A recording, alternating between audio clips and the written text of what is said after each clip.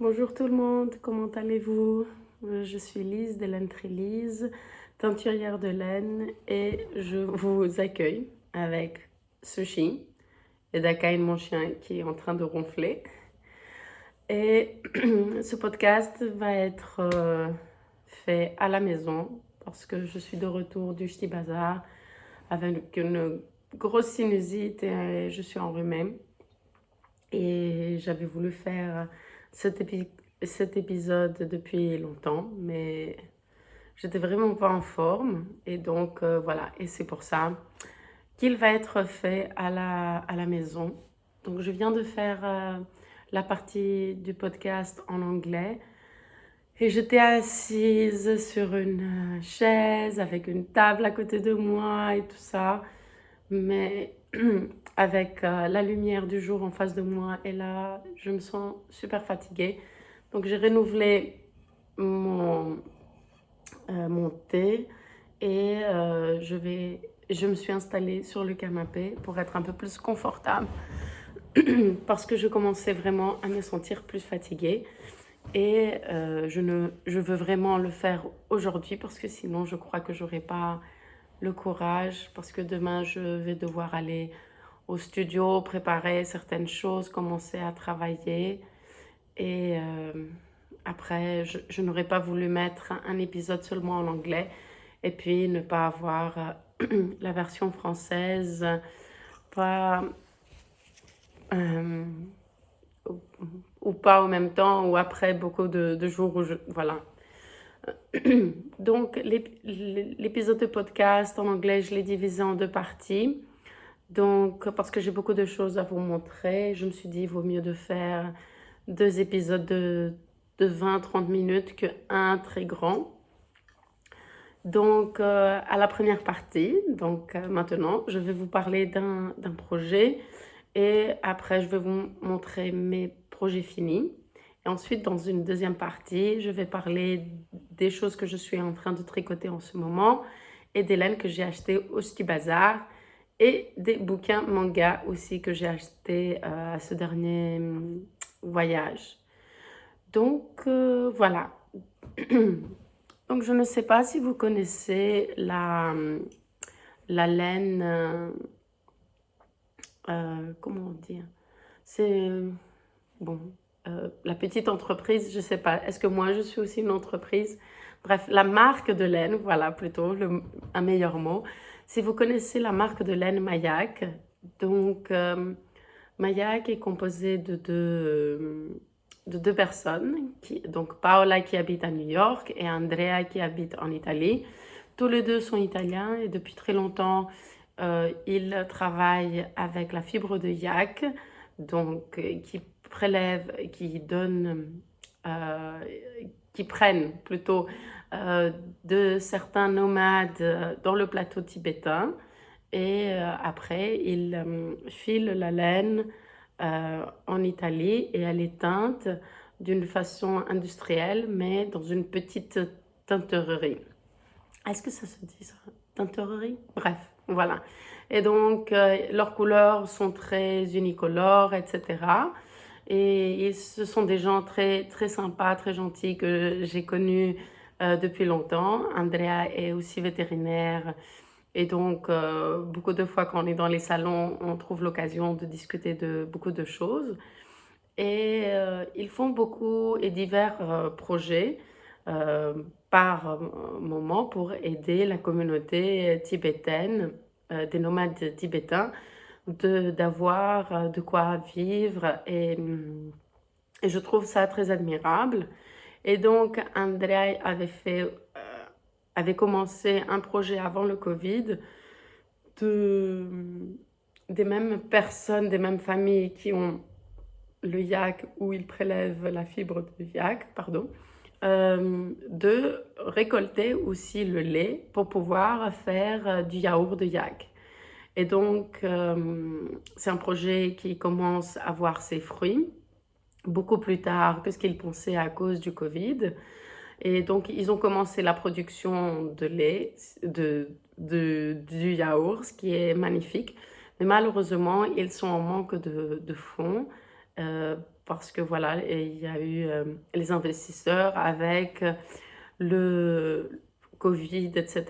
Ils sont partis. Après, l'argent qui avait été mis de côté pour ça ont été mises en place pour que le projet avance, mais maintenant ils sont en recherche euh,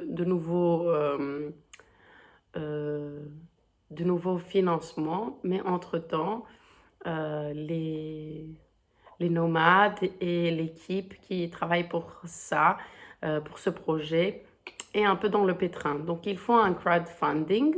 Le projet s'appelle Kangri Metok. Et c'est une façon de produire du yaourt de yak d'une façon organique et d'une façon que les nomades tibétains ont des ressources et qu'ils soient autonomes et qu'ils puissent vivre d'une façon meilleure. Donc je vais partager dans la boîte de description les détails de ce projet. Donc si vous avez quelque chose, même si c'est 10 euros, 50 euros, 20 euros, 5 euros, je vous prie de, d'aider ce magnifique projet.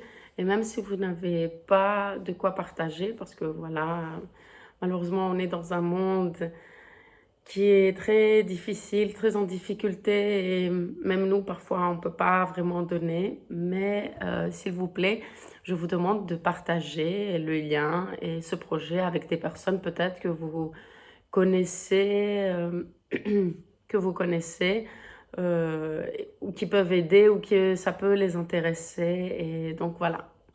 Donc je vous remercie beaucoup d'avoir entendu ça.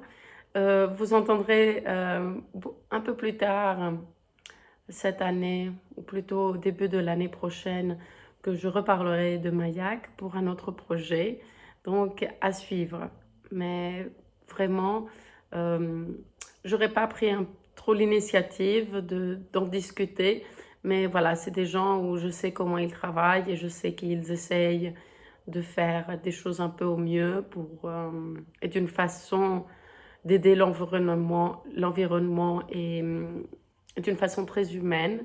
Donc voilà, si vous avez un peu de temps, euh, consacrez-le pour voir, pour vous renseigner et surtout de partager. Donc voilà, merci beaucoup.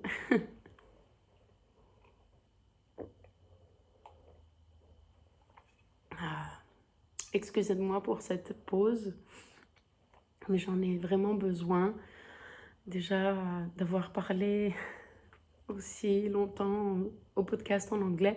J'entends un peu ma voix qui se referme. Mais voilà, je veux vraiment faire ce podcast en français aujourd'hui. Donc, le premier objet fini que j'ai, c'est mon pull Elton. Donc, je vais sortir seulement une manche parce que j'ai quand même un peu froid. Parce qu'en dessous, j'ai seulement un t-shirt. J'aurais dû mettre un autre petit pull à longue manche. Mais voilà. Donc, Sushi, je voudrais prendre les pelotes qui me restent. Voilà.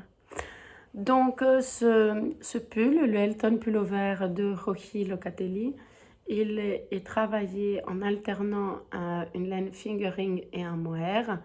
Moi, parce que j'avais de couleurs très contrastantes, j'ai décidé de les travailler ensemble. C'est pour ça que mon mohair est un peu plus fondu avec la couleur du fingering.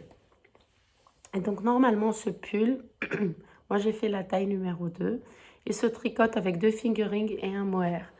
Parce que j'étais pas sûre si j'allais avoir assez. J'avais aussi une troisième pelote de fingering, juste au cas où. Mais je dois dire que j'étais surprise, qu'il m'a fallu justement 2 pelotes de fingering et juste un tout petit bout de mon troisième cake. Donc ça, c'est le coloris Birthday Girl à ma base Yama. Donc c'est une laine à chaussettes avec du yak. Donc c'est pour ça que les couleurs sont un peu plus sombres. Avec mon Suspicious Minds dans ma base mohair. Et voilà, je les ai utilisés soit lui tout seul, soit les deux ensemble, à part les rayures sur ma manche. Donc ici, j'ai 3 rayures. Et sur l'autre manche, je n'en ai fait qu'une.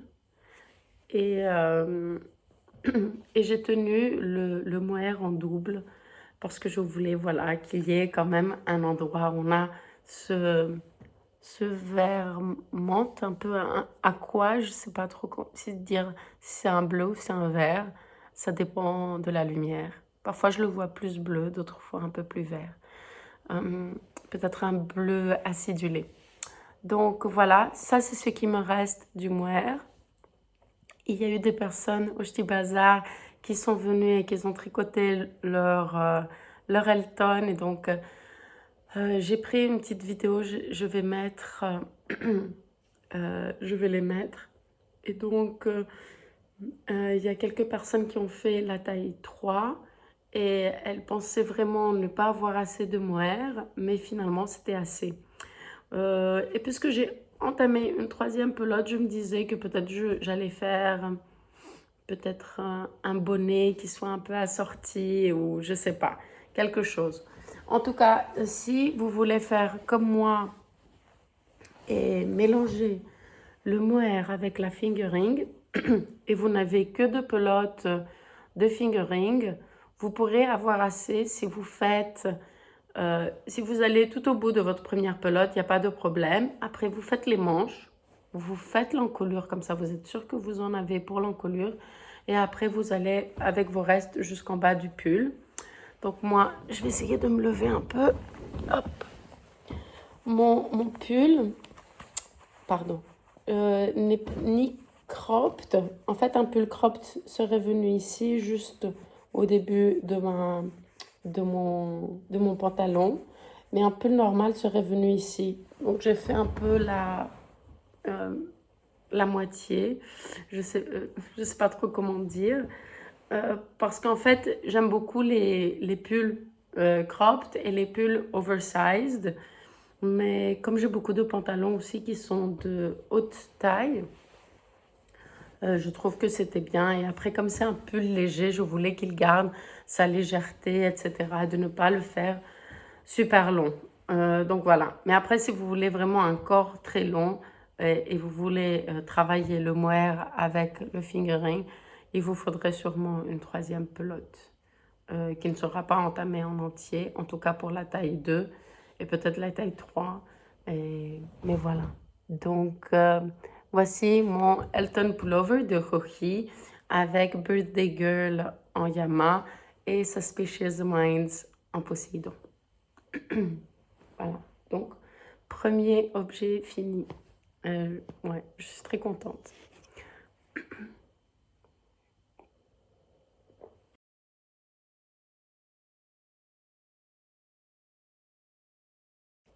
Ensuite, 2e objet fini, on est toujours dans un design de Rohi Locatelli et c'est le bonnet Tromso qui a cette particularité de faire ces 2 petits triangles.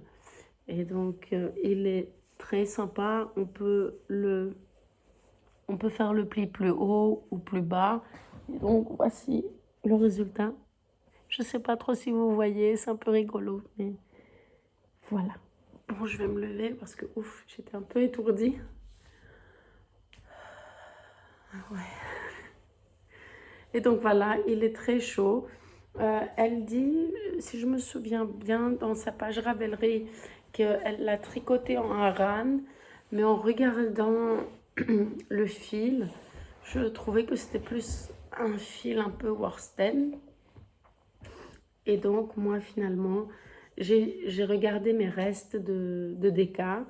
Et donc, j'avais un reste de Own Your Shadow et un reste, bon, c'est ce qui me reste maintenant, de Albus Dumbledore. Je me suis dit qu'ils iraient bien ensemble. Et finalement, j'ai mis un reste que j'avais de Shadow and Bones en Poséidon. Et donc, ça donne ça. C'est rigolo parce que dans la partie jaune, donc d'Albus Dumbledore, on voit les parties rouges et la partie verte du mohair et pas les jaunes, puisque voilà, le but c'est jaune. Et dans la partie de Own Your Shadow, donc du déca vert, on voit vraiment les parties plus jaune et rouge du bonnet et pas autant le vert, même si c'est un vert un peu plus clair que On Your Shadow. Donc, je trouvais ça très sympa. Et en fait, quand j'y avais pensé, je m'étais dit, oh, ça va être, c'est une chouette idée de, voilà, de là où il y a cette partie qui est pliée, d'avoir une autre couleur. Et finalement, je dois dire que j'aime vraiment beaucoup le résultat.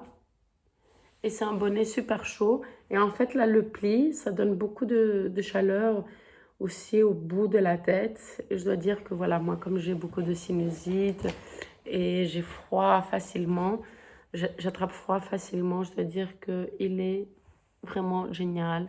Je l'ai porté à mon séjour en France et en Belgique. Et c'était vraiment super. Et donc, vous pouvez soit trouver de la laine arabe, soit de mettre des restes de déca avec un peu de mohair. Moi, j'aime bien faire ça, ouais, surtout pour les bonnets. Moi, j'aime beaucoup faire les bonnets. Si vous ne savez pas ça, de moi, vous allez voir après, dans la deuxième partie de cette vidéo avec mes achats, toutes les idées de bonnets que j'ai. Bref. Et voilà, ça me fait plaisir parce que c'est un projet un peu plus petit. Je suppose que c'est comme les gens qui aiment faire les chaussettes. Moi, ça va, j'aime bien faire les chaussettes, mais je ne suis pas non plus super rapide. Après, il faut en faire deux. Et ouais, bref, je sais pas. Mais les bonnets, j'aime beaucoup et j'en porte beaucoup. Et je dois dire que j'ai même pas fait exprès, mais je trouve que mon chapeau va bien aussi avec mon Elton. Donc, je suis super contente de mon choix, de mes choix de couleurs. Et voilà. Je me suis même dit que je pourrais même m'amuser à faire des marles, des bonnets. Donc, avoir 3 figurines de reste ensemble. Et donc, et comme ça, ne vraiment pas avoir de trous entre les mailles. Ce sera un peu plus serré, mais vraiment très sympa. Bon, après, c'est un peu ennuyant parce que la construction de ce bonnet, c'est de faire vraiment un très long cylindre en côte 1-1. Et puis après, elle te dit comment faire le pli. Et puis voilà, c'est très simple, c'est très sympa. Et voilà. Donc voici les deux projets finis que j'ai. Et donc, je vais arrêter cette vidéo là pour aller dans une deuxième partie, vous raconter qu'est-ce que je travaille maintenant comme projet et vous montrer qu'est-ce que j'ai acheté au Ch'ti Bazar. Donc voilà, bisous, merci.